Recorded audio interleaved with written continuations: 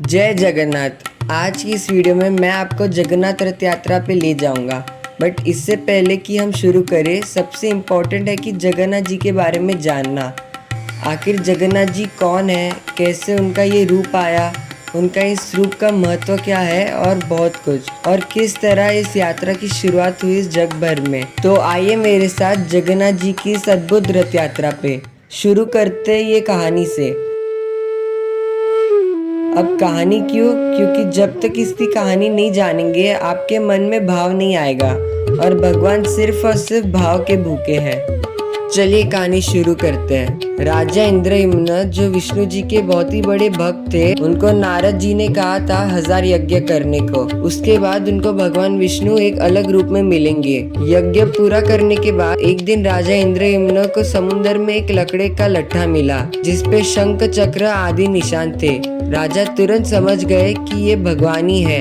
ये कोई साधारण लकड़ा नहीं था। इसे कहते हैं दारू ब्रह्म। दारू मतलब नीम, ब्रह्म मतलब भगवान। इस लकड़े से मूर्ति बनाने का काम उन्होंने विश्वकर्मा जी को दिया, क्योंकि बड़े से बड़ा कारीगर जब मूर्ति बनाने की कोशिश करता उसके औजार टूट जाते।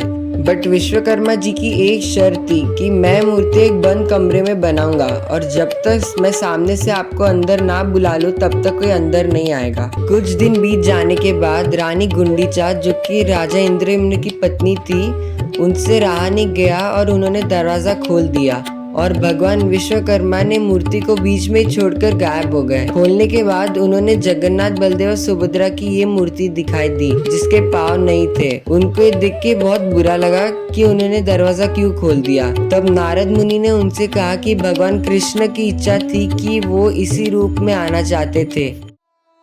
अब मूर्ति की बात करते हैं।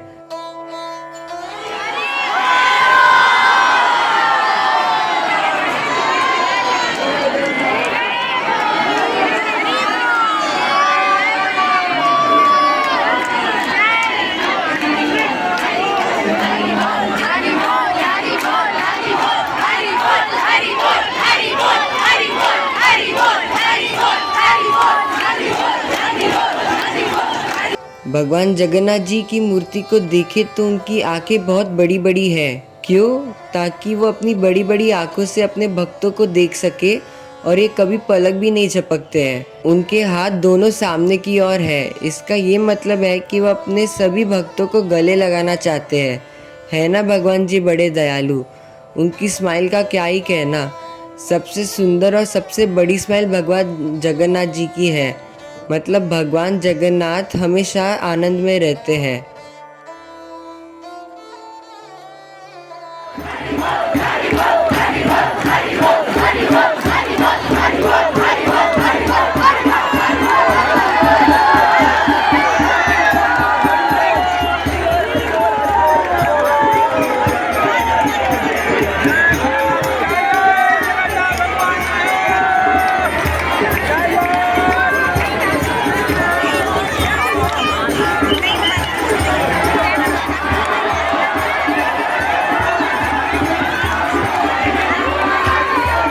भगवान जगन्नाथ जी ने रानी गुंडीचा को वचन दिया था कि वो हर साल अपने भाई बलदेव और बहन सुभद्रा के साथ गुंडीचा मंदिर आएंगे।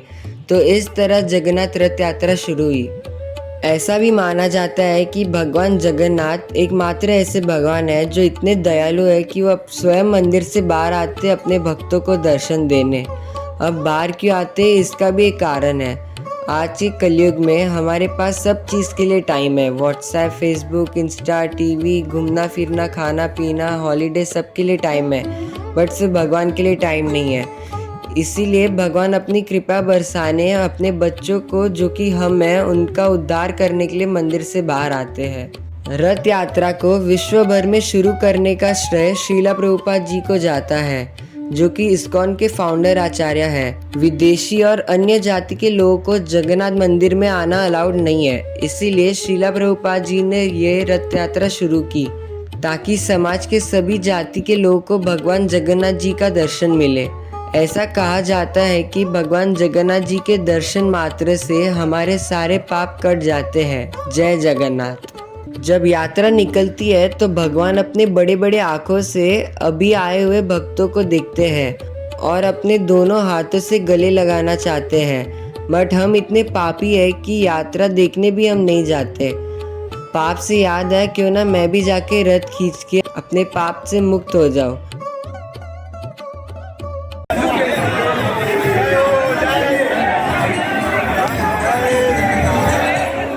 आइए देखते हैं इस अद्भुत यात्रा और भक्तों के भाव को।